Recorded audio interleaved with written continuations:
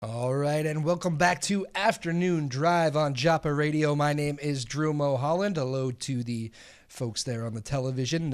Another great show on tap for you here today. It's been a busy day for me, but it's beautiful out there. I like the 40 degrees and sunshine on the as we're approaching December. You can't really complain. A coworker of mine was golfing today, so that's not too bad at all. I hope everybody's doing well out there. We have a great guest today. I put on Twitter that we're going to learn something today, which is good. We had a bunch of guests last time. We had high school guests, a couple great high school athletes from Newburyport. Show before that, we had the Amesbury athletic director. So the first couple shows were sports related. But as I told you, that is not always going to be the case. The goal of this show is to just get interesting guests on whatever topic is out there and kind of whatever interests me, and I hope it kind of interests you out there. So today we're joined by Mike Morris. He's the chairman of Stormsurge. We're going to bring him in a couple minutes. You can probably guess what the group Stormsurge stands for, but I'm going to let him kind of come in and give us the real details on that and explain that for us. We have a lot to talk about with Mike Morris, so I'm excited about that, and it should be good. So we're going to take our first music break here in just a couple minutes. I was just going through our thing, and I decided it was probably a good time to maybe start getting some Christmas music in, so maybe we'll do that at some point, but throughout the show. But don't forget, folks, follow us on Twitter as well. Our account is at North Shore Live, North Shore Radio.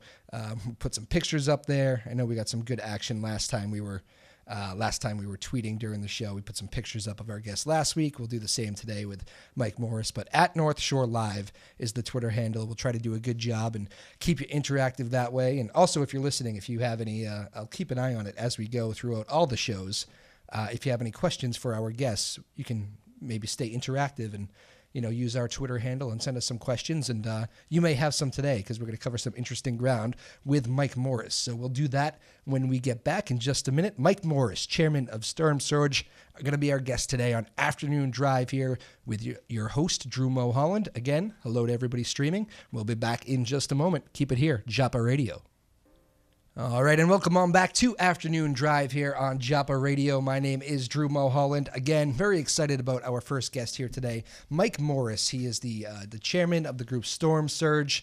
And Mike, I was reading all sorts of stuff about your group here before I came in, and some fascinating reads, actually, but a lot of good articles about you guys over the past few years. And but first of all, for people who don't know, Stormsurge, why don't you tell us what it is? And thank you for coming on the show. Sure. Thanks for having me, Drew. So Stormsurge is a volunteer group based out of Newburyport, but we've got members from surrounding towns participating. And the group basically came into existence following the winter storm season that started off with Hurricane Sandy and then was followed by 4 or 5 other really fairly large coastal storms that ended with a storm in March where a number of houses fell in to the ocean on Plum Island, and a whole bunch of others were critically damaged.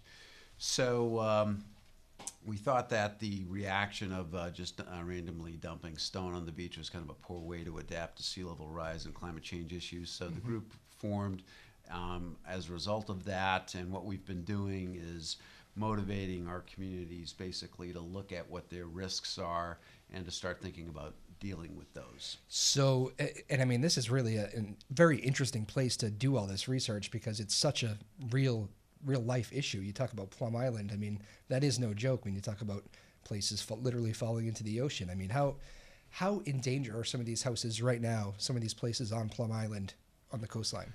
Well, Plum Island isn't unique. Yeah. There are many barrier beaches up and down the East Coast that are basically facing the same issues.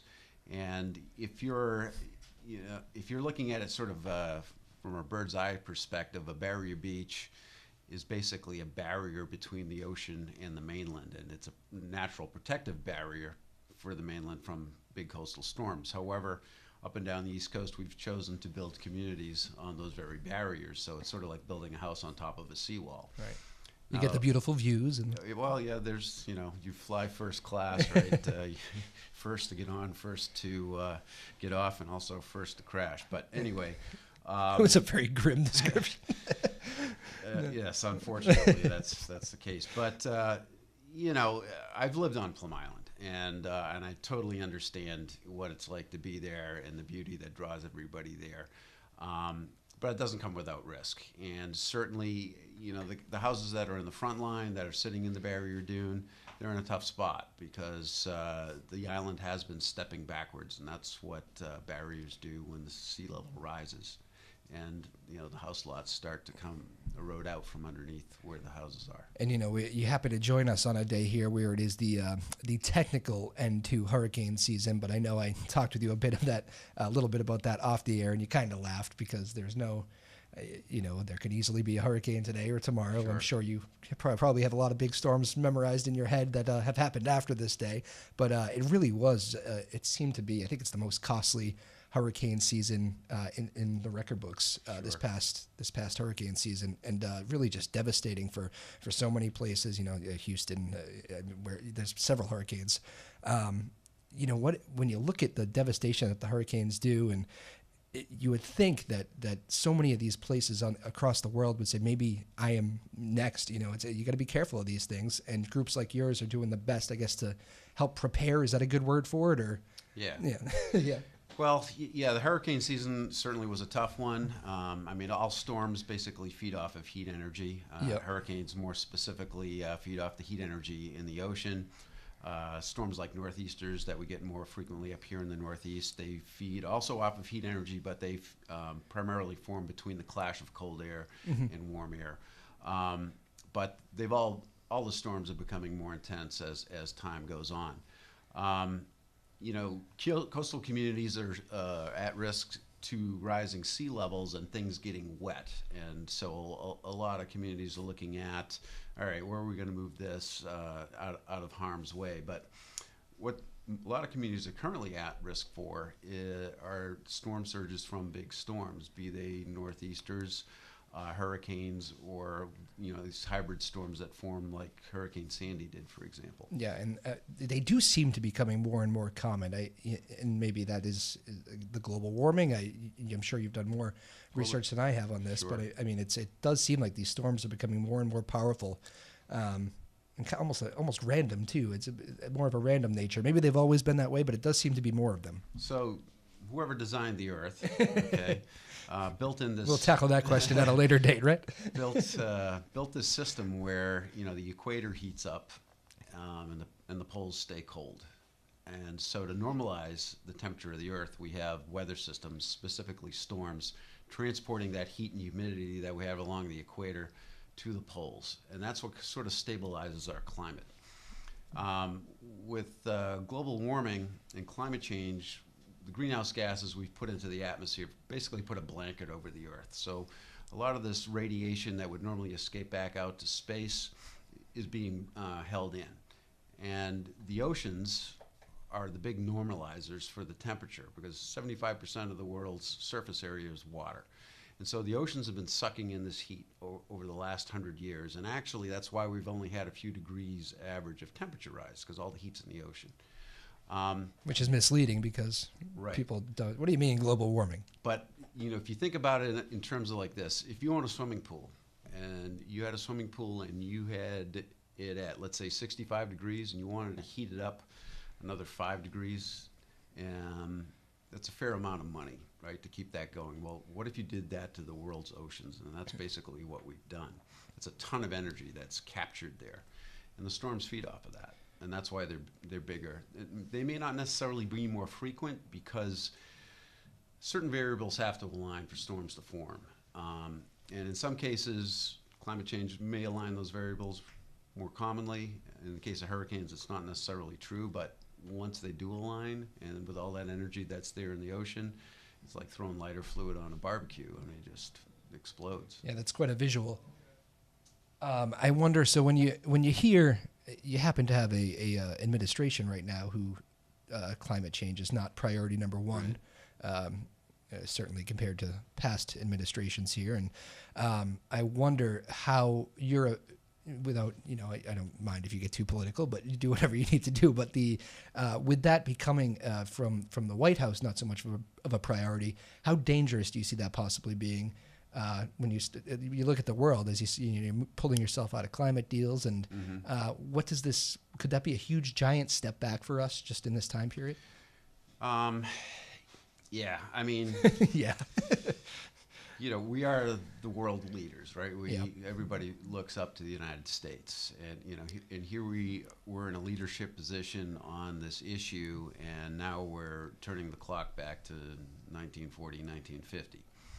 I don't think we're going to be running cars on coal anymore, and the free market is really accelerating beyond what the administration is proposing. And so market forces to a large extent are going to shape what happens worldwide, because certain forms of energy, aside from the whole pollution and climate change issue, they're just not affordable anymore. I mean, coal is not competitive with natural gas, for example. What we're doing is we're shooting ourselves in the foot, because we're losing out on an economic opportunity. We shouldn't be purchasing solar panels from China. We should be manufacturing them and selling them to the world.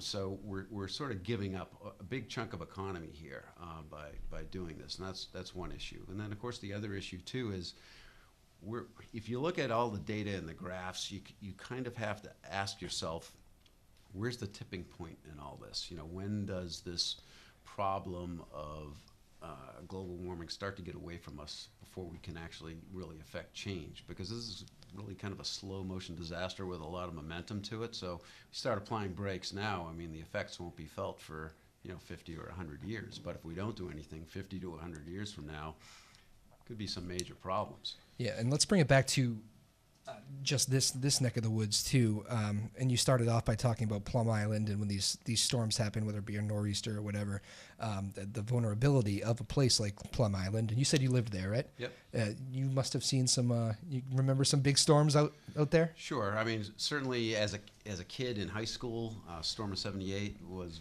one of the memorable ones. Yep. And we'll be talking about that storm at a function we're having at City Hall on December 7th. I can talk more about that later. Sure. But anyway, so there were some big changes there, certainly. Plum Island wasn't as developed back then. Well, I shouldn't say as developed. It wasn't developed with the expensive homes it has now. Mm-hmm. And a bunch of cottages and so forth were lost and flooded, and basements were filled with sand from the overwash and that sort of thing. Something like that happened today, there would be a lot of devastation along the seacoast in Massachusetts, not only Plum Island or Salisbury. Yeah, and it's funny, I work in a newsroom as well, and every time one of these storms hits the North Shore, the first instinct in the newsroom is send that reporter out to Plum Island, and you see them on the coastline with the wind. And they used to send them down to Scituate. They never used to send them to Plum Island until like in the last 10 or 15 years. Because Plum Island's come more upscale. There's been more investment there, and it's a nice place to go, and so there's more influence. What is the mindset if you're living there right now with all this kind of hovering around? I mean, maybe some houses are more in danger than others or whatever, but I mean, do you have a number on the top of your head? Is there a dozen houses that you look at and say, oh, geez, that does not look great? Or well. I look at it from a scientific perspective. I look at it, for example, I drew a line from the vegetation in the Salisbury State Reservation where there is a natural dune system. Yep. And drew that down to the vegetation line in the wildlife refuge, which is also a natural dune system. There's probably, on Plum Island, 50 or 70 houses that sit on or ahead of that line. That line represents where the ocean would like to be. That's trouble. And the only reason those houses are there is because the jetty system is collecting enough sand to artificially create land that these houses can sit on. When that jetty system falls into disrepair, we start to get erosion on the ocean front. Houses become endangered. That's an unbelievable visual of that's where the ocean would like to be. I've never thought about it or heard it in that way, but it's an incredible thought. The grass retreats to where there's no salt, and that's where it will live. Wow. So we have houses ahead of that. Okay. And that's interesting and scary and all of that at once. I mean, what do you do? I mean, some of those places do you just keep taking preventative measures? I'm assuming you're not going to want to be building too many more right there. I mean, there's probably no room. I haven't been out to Plum Island. Plum Island's pretty well developed, right? I mean, every lot that's out there has been built on.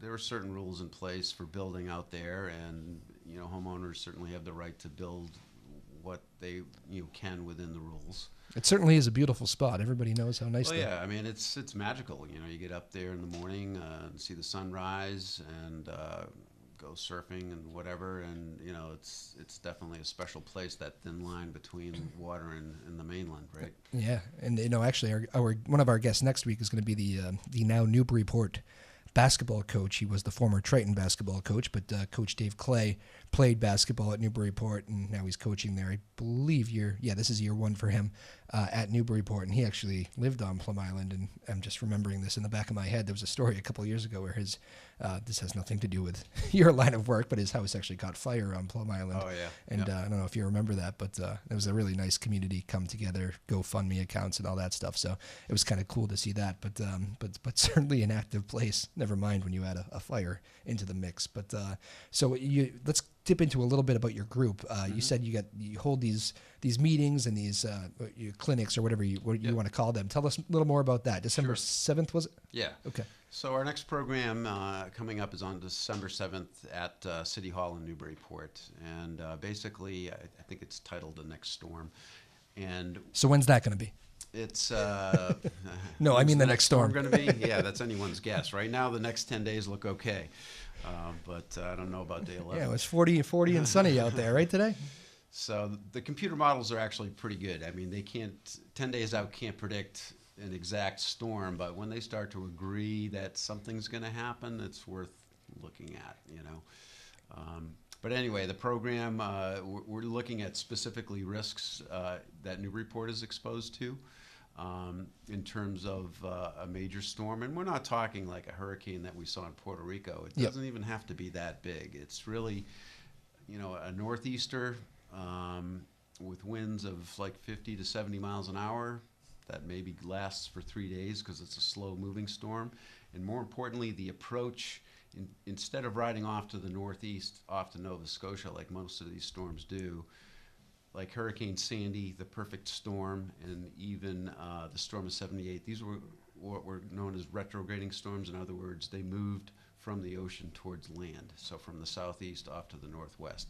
And when a storm does that, it corrals all of this water with its wind, and it's actually sort of a bubble that's created. The sea level might be 1 or 2 feet higher out over the open ocean through the winds just pushing this water around in a circular motion.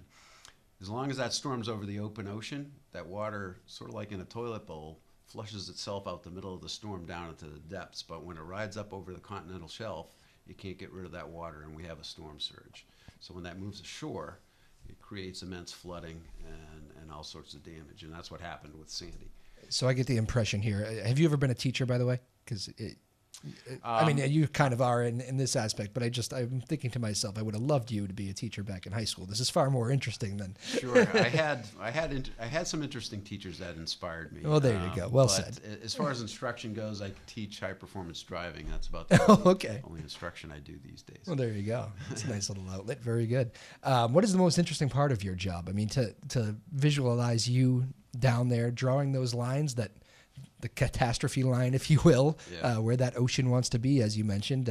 I know part of you is going to be always thinking about maybe the worst case scenario when you're out there doing that stuff, but it's also kind of a cool job, right? To be out there and interacting with Earth and watching these things happen.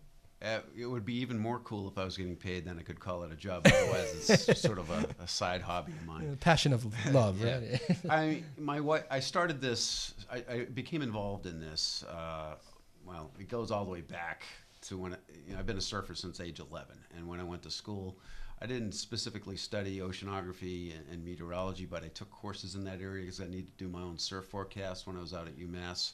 So it was worth the 2-hour drive back home that I would have waves. But anyway, my wife was a selectman for the town of Newbury back in the mid-2000s. The erosion really started to accelerate. They started to have early meetings about what's going on, what should we do. She asked me to attend because I had a background in this area. And basically I concluded, well, everybody's got a lot of theories and a lot of solutions, but nobody knows what the heck's going on. And from what I know, in my business, I fix technically sophisticated cars. If you don't define the problem really well, you're not going to fix it. Yep. And so I started surveying the beach, looking at historical nautical charts and things like that, came up with some theories and said, hey, you know what? What everybody thinks is going on down here is not happening. The sand's migrating in the opposite direction. And you can do all of these things with the sand migrating south, and it's not going to have any effect.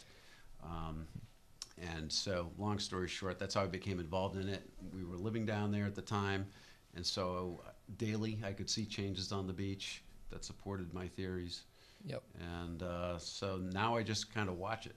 You know, it's always interesting to see what a storm will do with different, wave energy. And certainly like is. What do you say? And maybe I'll phrase it this way, actually, because I mean, it's such a political issue. But what do you say to have you seen an issue more politically divisive over the long term than climate change? Well, those who don't believe in it just are very, very strong. I tell people climate change isn't a religion. It's not something you can believe in. You can either accept the data and the facts and acknowledge it, or you can ignore it. And that's really the only alternative. I mean, obviously, when people choose not to believe something that's somewhat threatening, it's because of fear. It's that threat. If you have a house on Plum Island and you're one of the front row houses in a barrier dune that's on the edge, and somebody's telling you, yeah, sea level's going to rise 6 feet and there's going to be more intense storms, that's very threatening to your existence down there and your investment. And when people drop into that emotion of fear, logic oftentimes goes out the window.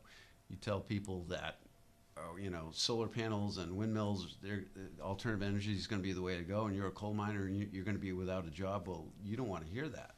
So again, it's this reaction of fear that I think clouds people's judgment and ability to analyze the facts. And of course, we have political interests that are trying to keep fossil fuels in the marketplace, because as they become more scarce, there's more money to be made from those.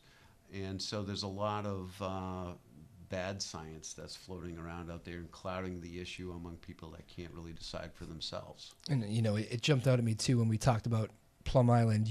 And I joked about how they send the reporters out there now, but you did bring up Scituate as well. Is it the same story? I mean, we're talking South Shore as compared to North Shore. Right. But are we still talking? I mean, is it pretty much the same deal in Scituate, or are there subtle differences being on the South Shore? Scituate's an interesting example. We have this rubble rock seawall on parts of Plum Island, and there's no Does that doubt. work? Well, yes, it does, depending on what your objective is. Yeah. Okay. So, has that wall saved houses down there? Yes, it has. From the run-of-the-mill garden variety storm that we've had since 2012. We haven't had anything approaching any of those 5 storms that we had in 2012-13 since then. So it's never really been tested by a huge storm. But there are drawbacks. There are parts of the beach in front of that wall that don't exist anymore, because when waves interact with hard structures, it washes the sand off the beach, and the beach can't get a foothold to recover. Scituate is a classic example of that. Scituate used to have a sandy beach. Scituate armored the beach, and the beach went away. So now you have a low tide beach. There's a bit of a beach at low tide, but when the tide comes in, there's no place to sit. So it's important to understand that, in my opinion, you can do whatever you want, okay? But you need to understand what the consequences are. So if you're going to build a seawall, and it's okay that you only have a beach at low tide, well, that's your decision, and if you can live with that, that's fine. And how does that work? So the water takes the sand, smashes it, and this is probably a real simplified version of this, but picks up the sand, smashes it against the wall, and then the sand has nowhere to go. It spits it back out to sea, essentially? Yeah, it's sort of like that. I mean, think of a snow globe, right? You shake up a snow globe, all the particles are in suspension. Well, the waves basically do that with sand. So when you get a lot of wave action, sand's just floating around like in a snow globe. But a wave, just like when you shine a flashlight into a mirror, a wave will reflect off of a hard wall. If that sand is in suspension, that reflection wave will carry that sand back out into deep water, and then you'll have rip currents transported to someplace else along the beach. And so as long as wave energy is up against the wall, sand won't ever live there for very long. Gotcha. And then you have all the I mean, Scituate is just notorious for flooding. It's like the community and, all these storms, it somehow downtown always ends up flooded. I mean, is that a certain just building of the base? How does that work, the flooding in Scituate? So in Scituate, what you have, when you get a northeast storm and, you've got that arm of the Cape, right, and Scituate's down in there, wind direction from the northeast is going to create a storm surge that gets captured by Cape Cod. And Scituate being there, we'll see rising water levels with that sort of wind direction. And then, of course, the wave energy comes in on top of that surge. And Scituate's at a point now where the ocean wants to overwash that barrier beach almost during every storm. And you can see it on the news. I mean, there's rocks that get thrown over the seawall. Yeah, it's wild. And all that sort of thing. But it's not going to be easy for them as time goes on. Yeah, I bet. All right. Well, I just realized we went 25 minutes straight here, I think. So let's take our first music break. I got caught up in this. It's too interesting. But we'll be right back. This is Mike Morris, chairman of Stormsurge group out of Newburyport here, doing a lot of great work. And as you've heard, some already very interesting discussions here from Plum Island to Scituate to really across the world. So we'll be right back here on Joppa Radio 96.3. Again, Mike Morris, chairman of Stormsurge, joining us. He will be back in a moment. This is Afternoon Drive on Joppa Radio. All right, and welcome back to Afternoon Drive here on Joppa Radio. My name is Drew Moholland. Great guest in-house here today. Again, hello to everybody on the television. I'll get it back on me here on the TV.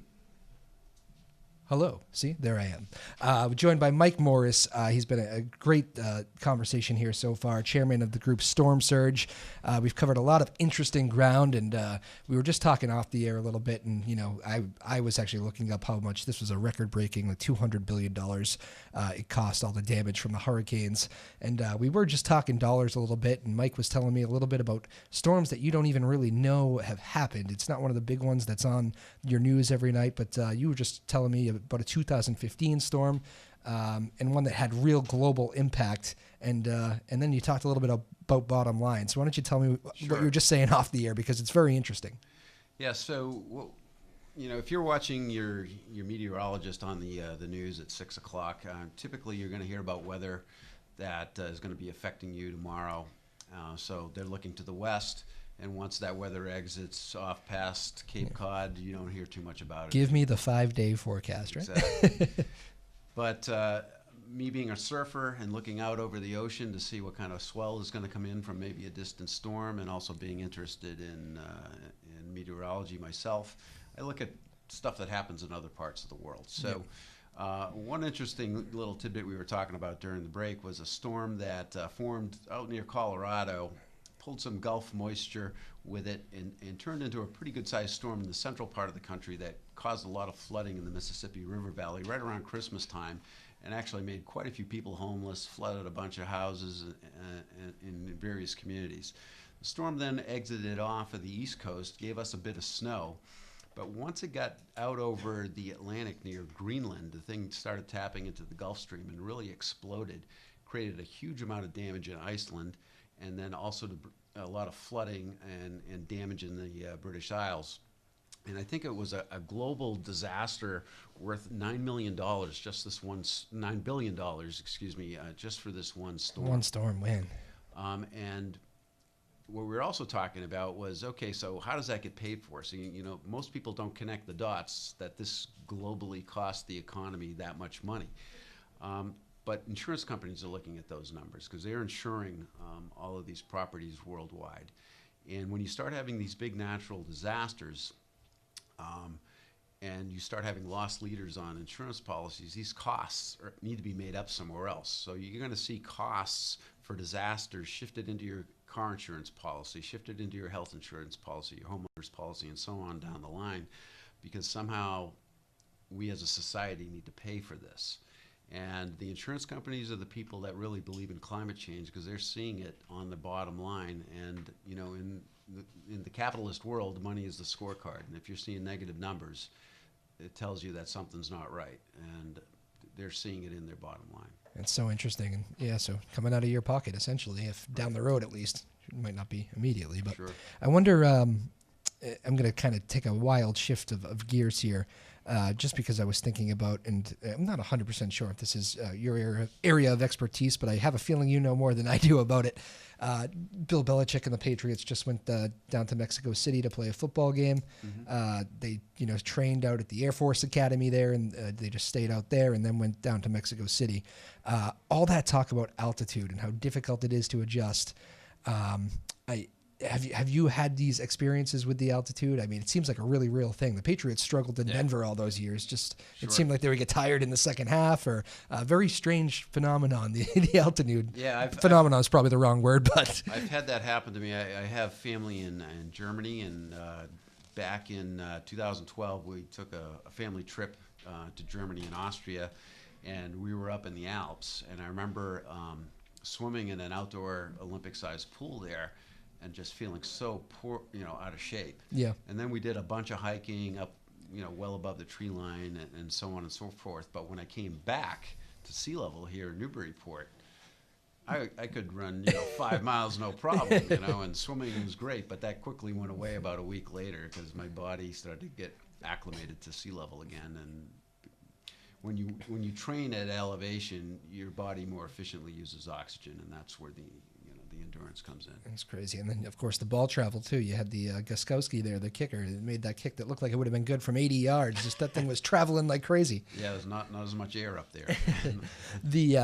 And I guess the deal with that, they were saying, and I just found this part to be interesting, again, just because they had the game there a couple weeks ago, but the Patriots decided to stay there because you can either, I guess, stay there for a long time and really get acclimated to it, or you want to just kind of get in and get out and not let your body get used to it, which is, I think, what the Raiders did down there. They tried to get in that day, play the game, and get out, and hopefully they wouldn't be affected. Two different kind of strategies, I guess, of dealing with it. Yeah, I would think you'd probably want to stay there as long as. Actually, you should probably just train at altitude and then play games at sea level. Yes, That'd be there really you go. good. Yeah, judging by how that game went, maybe a big win for the Patriots. But so the altitude thing, I was just curious about that. Every time I watch those games in Denver and Mexico City in this case, I'm always thinking about that. But so let's talk a little bit more about your programs here. Tell me about some of these past ones. You got one coming up you talked about on December 7th. Is this has this been a pretty popular thing? You finding a lot of interest in the community of people coming out? Yeah, I mean, there's certain people that attend. We've channeled about 3,000 attendees through our programs since we started back in 2013. That's a lot in a short time. Yeah, and being a volunteer group, everybody's doing their part, and we've gotten a little bit of seed money from the Institution for Savings, been very generous, and also the New England Grassroots Fund. But that money's been mostly used for promotion and bringing speakers in. We've had university level people come in and talk on various topics, from erosion control methods to climate change in New England specifically, what that means 5, 10, 15, 20 years down the road. We've had a professor from MIT come in, talk about hurricanes, and generally had a good response. I mean, the speakers are eager to come in and talk about this sort of thing. And our programs usually attended by between 50 up to maybe 150 people on some of the more popular ones that we. And I was looking at some of the names of your speakers. These aren't this isn't the kind of thing where they're going to just kind of speaking to hear themselves speak. These are really good speakers and really interesting stuff. Yeah, I mean, Kerry Emanuel from MIT. I mean, he's a big guy. Another guy, Rob Young, a famous coastal geologist. We had him here back in the spring. I mean, he's been in New York Magazine. He's been on CNN. I mean, these aren't welterweights. Yeah, absolutely.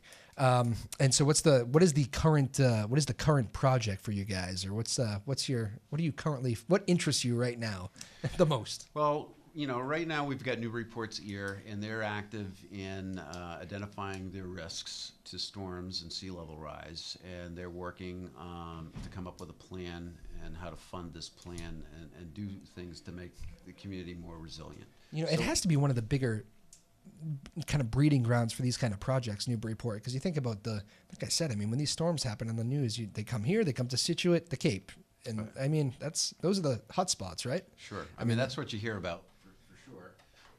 But a big storm like the one we're going to be talking about on the 7th, and the city is going to talk about how they're going to respond to this. Big storms like that, that's a region-wide disaster. So it's not Newburyport, Situate that are going to be harmed. You're talking, electrical outages across eastern Massachusetts, New Hampshire, Maine, and down into Rhode Island and Connecticut, and major disruption, We just kind of had some major disruption there a couple of months ago with all the power outages throughout New England. Yeah, I mean, and you really consider the vulnerabilities. I mean, I live in West Newbury right now, and just on my street alone, I was walking the dog the other day, and I'm looking at the power wires laced between all of these trees, just on my street alone. And I'm like, one tree comes down, and the whole street's out. And just with that 50, 60 mile an hour wind that we had for 2 hours that one night back in October, that created power outages in our town in certain spots that lasted for 4 days. And at my business, I didn't have internet for 4 days. Not because there was anything going on in Newbury, but the node where Comcast signal comes from had to be shut down so that they could repair power lines and stuff in and around that area wherever that was located. And teenagers everywhere did not know how to live. Well, business these days, if you don't have internet, I mean, I had no access to technical information, couldn't order parts and things like that. The power may as well have been shut off because it couldn't do anything. Yeah, and actually, while you just mentioned the parts in your job, you got to tell me a little bit more about this. So if I need work in my car, I can come to you. Is that the deal now? As long as it's a BMW or a Mini. Well, I'm out of that category then. Those are different. If I remember correctly, and I've never actually owned one myself, a BMW, but you have to go to a BMW dealer to get those things fixed, right? Or somebody who specializes in these things because... Yeah, at least a specialist. These days all the manufacturers have proprietary information, and the tooling and the software that you need to work on these cars is kind of crazy. You just can't afford to work on every make and model out there because it's just too complicated. So you find people specializing maybe within 2 or 3 different brands, but after that it starts to get fairly expensive to keep up with, especially the software. And I think I caught you saying you're a surfer too. Did I hear that right? Yep. So you're kind of turning into the most interesting man in the world here as we talk to you a little bit. How'd you take up surfing? Where did that habit pick up? I started back in Seabrook Beach. I used to go there as a kid. With a surfing mecca, or? Yeah, it wasn't a surfing mecca, but my family used to go there. We used to live in Haverhill back at that time, back in the late '60s, and I remember watching the surfboard kind of washing around in the waves that this boy and girl brought down to the beach, and I kept fantasizing how I was going to take that thing home. And as we were leaving the beach, we saw it standing at the gas station with a for sale sign on it, and so that got purchased, and that's where it all started for me. Interesting. I got a couple good friends actually who have moved and have stayed in San Diego here for the last 5 to 10 years, and it's funny, the thing about San Diego with that 72 degrees every day, it seems to kind of keep people there. I'm noticing, but it seems like they all took up surfing too, and I mean, for me, I've never been on a surfboard in my entire life, but and I don't think these guys had either. They're just a couple Danvers guys, but it's funny how they've grown to love surfing. Yeah, I mean, I've surfed in San Diego before, and that's a pretty cool spot. I actually had dolphins swimming around in the surf zone. Yeah, I guess that happens fairly regularly. A lot, yeah. And I mean, there we were late October. Here in New England, we're already wearing full wetsuits, and out there I'm surfing with my son. The water was like 70, 75 degrees. It was an 85-degree day, and I had dolphins swimming around. It couldn't have been any more perfect. But I mean, California, Southern California, it's a year-round thing, and people will take it up because it's there. You get the dolphins swimming around you in San Diego. The shark thing has kind of become more of a problem in Massachusetts. That is not, at least it didn't feel like that was an issue when I was growing up as much. Does this have any connection to the warming of the ocean that you talked about earlier, or is it kind of two different animals, so to speak? It's related a little bit. I mean, I'm familiar with that whole thing too. I kind of guessed that. Yeah, back in the old days when I was a teenager, I was a crew for my dad on his private charter boat, and we used to go tuna fishing quite a bit. And back in those days, there was more in the way of tuna around than there is today. Now, these big sharks, they feed off of big animals. They eat tuna, they eat large striped bass, they eat marine mammals like porpoises and dolphins, and they also feed on seals. So if you fish out the offshore food supply, like the tuna, as we have, what's left over? Well, all of a sudden, this burgeoning population of seals that we have residing along the coast. So the buffet has moved from offshore to inshore. And so now the sharks are working to control the seal population, because that's how nature works. It uses predators to balance off overgrowths of animals further down the food chain. That is interesting, and I mean every summer now, even kind of off summer. Well, I've had personal experiences up here. Oh, tell me about that now. Sure, yeah. A couple of years ago on Plum Island, did an early morning paddle on my paddleboard, and perfect shark weather, as far as that goes, because it was a little bit overcast, the water was really dark, low light. That's perfect shark weather? Well, when you understand that a great white shark is an ambush predator, it swims along the bottom, and all it's doing is looking at the surface, and it's looking for a silhouette that matches what its typical food source is. So if it's looking for seals, it's looking for a silhouette that's sort of torpedo-shaped, maybe up to 8 feet long.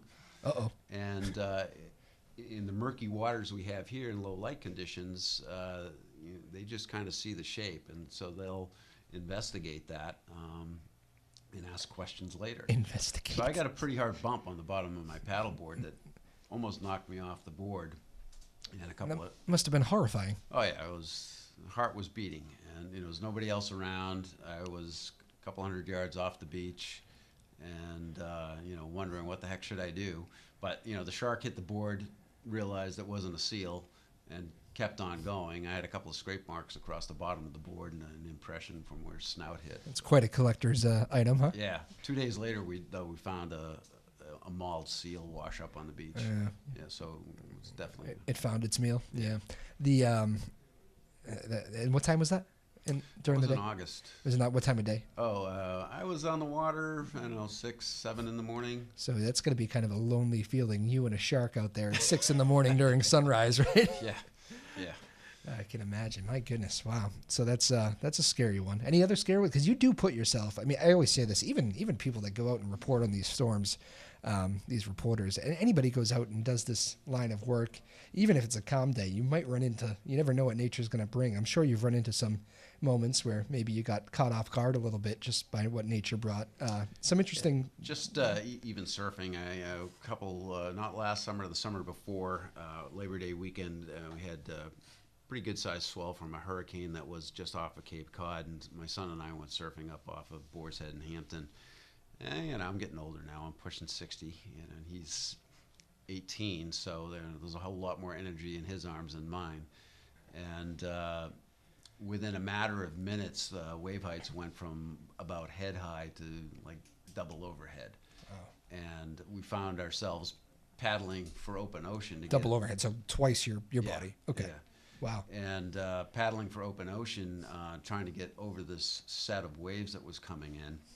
And there were a bunch of guys in back of us, and these waves broke. Literally trying to get around the... Well, you're just trying to get over them. Okay. Before they crest. Okay. Once that white water starts tumbling, that's just a wall of water that's rushing towards you. And so it's like a panic, almost kind of a panic swim, right? You know it's coming. If you've done enough surfing in big waves, you know you're going to get surfers call it being ragdolled. It's like a dog taking a ragdoll and just shaking it. Yeah. And you got to hold your breath for a while. And it's usually not just one wave, it's probably 5, that you're going to make it through. My goodness. So anyway, young boy made it. Old man didn't. Well, you made it. But yeah, could have been worse. I got the thrashing. I almost got beat up into the rocks. Got washed all the way into the lifeguards over there, and they're standing on the beach. And they said, "Do you see anybody floating around out there?" And I'm like, "No, I'm not. From what I could see." And it says, "Because this board washed up." Yeah. Where the leash had broken, but they hadn't found who it belonged to. Gotcha. And so they were wondering if there was somebody out there that needed to be saved, but. Yeah, that was one of those times that made me think a little bit. I bet it did. When you to take up the surfing, and I mean that always seems like, even I just watched some of the videos on YouTube. I mean, some of these people take on incredible waves, and they're getting under the waves and they're cresting over you, and it's amazingly beautiful to watch. Sure. But also looks scary as can be. It's that's part. I guess I have this like sort of daredevil streak in me, right? So I surf, I race cars, so there's a certain element of danger that I kind of enjoy. I guess it makes you feel alive, but I and think you try to save the coastlines. Yeah, I mean that's in your spare time. That's me trying to fix things, right? I'm a fixer, so I see what the problem is. I said this is what you need to do, and sometimes people follow my instructions, sometimes they don't. How often do you still surf? Actually, just went over Thanksgiving with my son. Where at? Up at Hampton Beach. So a holiday at Hampton Beach, doing some surfing. Yeah. Is that a popular? Do you find many people out there on Thanksgiving surfing? Yeah, I mean, surfing's gotten real popular in the last 10 years. The wetsuit technology is, the what now? Wetsuit. Oh, wetsuit. Okay, wetsuit. Yeah, is really superior now. So you can do it at all times of year. Yeah, I mean, back when I was a kid, we had crappy diver suits. They leaked. They were thick and cumbersome. You were like Gumby out on a surfboard. And the stuff that they have now is very thin, holds a lot of heat, very flexible. I mean, you can go out in the middle of winter and not be cold. Interesting. Yeah. Well, that's very cool. Seems like a great hobby. Yeah, it's not for me. I'm not as daredevil a streak as you, but you gotta be comfortable in the water. Yeah, I prefer the swimming pool or the nice calm lake. But yeah, and another thing when we were talking about climate change, and this one it may not be connected at all. I don't know. And Maine has had tornadoes before, but we had a tornado rip through our campground this summer, 4th of July weekend, Sure. up at about a half hour up from Sebago. I had never seen that before up there. We had the occasional warning when I was younger. You get the alarm on your phone or whatever, but nothing ever comes. Sure. In fact, I was telling my sister to calm down. You're rowling up the aunts. Yeah. Bad call by me because the tornado ripped through and really destroyed several cabins. It destroyed a few cars. My poor cousin had her brand new car just completely smashed. Trees down, roads blocked, power out for days. Not good. I wonder if the tornadoes, I mean, it's not just these hurricanes, right? I mean, it's storms in general. I wonder, could tornadoes, I mean, we're going to start to see more of these in this neck of the woods? Sure. I mean, one of the terms that's being used out there is not global warming, but global weirding, because weird things are happening now. Yeah. And they did get away from the people that want to really get the awareness out. They kind of stopped using global warming even. Let's call it climate change because it's misleading, right? Sure. Well, it's not so much misleading as it is, or what are we going to call this that, is not political. That's trying to call it something else, right. than what causes people to fight about it. But from my what I've learned from some of the PhDs that we've had in our programs, the ones that are very familiar with climatology and meteorology, have said basically what you're going to see is what's happening in the south, like along the Carolinas, is going to be happening to the north now as well. Yeah. So what we used to, term Tornado Alley, you kind of visualize that somewhere between Texas and the Midwest, right? Yep. And we used to have it such that tornadoes mostly happened in the spring and into the summer, and then it kind of just stops in the wintertime. Yep. Well, we kind of have them year-round now in Tornado Alley. They just never stop. Yeah. There's severe weather all the time. And now what we've seen in the last 10 years, we've seen tornadoes happening in New England, which is outside of the normal range for which that happens. Right. And the thinking is that as this climatology moves northward in response to the extra heat that's at the equator, some of these weather characteristics that you see further to the south are going to be happening further to the north. And they're also thinking that the hurricane track, which primarily ducks pretty much south of New England for the most part, is also going to lift further north, which is going to put us at a greater risk for hurricanes in the future. And this is one of these things that you can predict. This is not, this will probably happen. This is happening. We're watching it happen, right? Yeah. Interesting. And one thing I always talk with I do a lot of work with Barry Burbank and Danielle Niles and these meteorologists over at WBZ, and it is very humorous for me to hear them get phone calls if they ever miss a forecast or are off, and people are, even if it's just bad weather, a storm, they seem to get blamed for it. It's pretty funny actually to watch that, weather people getting yelled at. But one thing I always hear him say when he gets an angry caller, and they laugh it off, of course. But one thing I always hear them say is weather inexact science. We do the best we can, but we're never going to be precise. Mm-hmm. We'll get close, but it's never going to be 100% accurate. Right. And I'm sure you've heard that before. Well, there's so many variables that go into a forecast, Yeah. you know, and really now, I mean, it was probably even more difficult 20 years ago, Yeah. but now you've got supercomputers. I mean, the Euro model, you know, almost takes a day to run, you know. It only updates twice a day because it takes so long for it to process all the information that feeds into it. Yeah.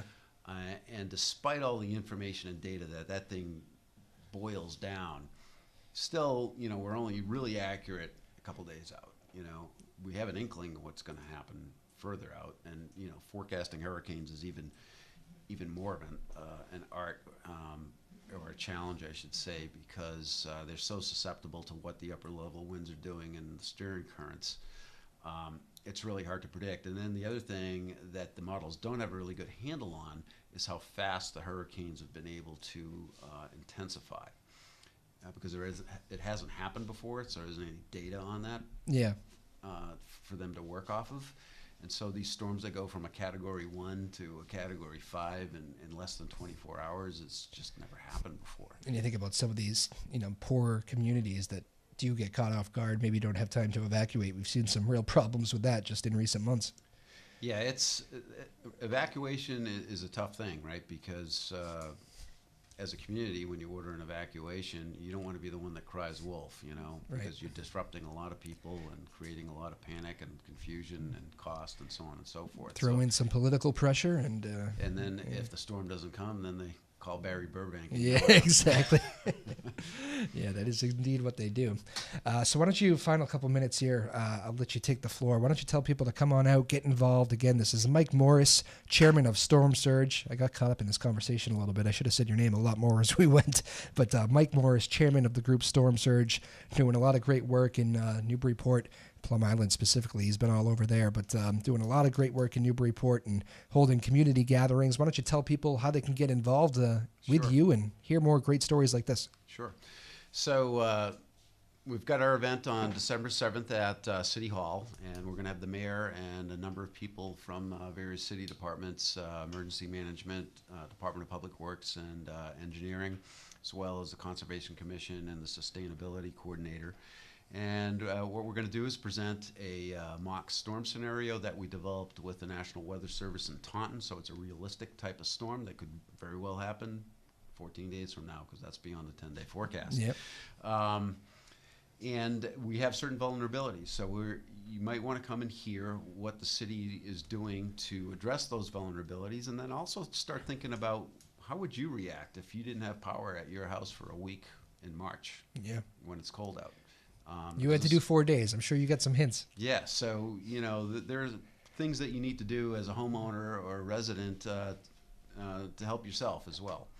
In terms of getting involved, there's a website, gosh, I should remember the URL, stormsurge.org, I think, storm-surge, I think, .org. Stormsurge, Mike Morris. If you Google Stormsurge Newburyport, it should come up. Anyway, there's a means to get in contact with us there.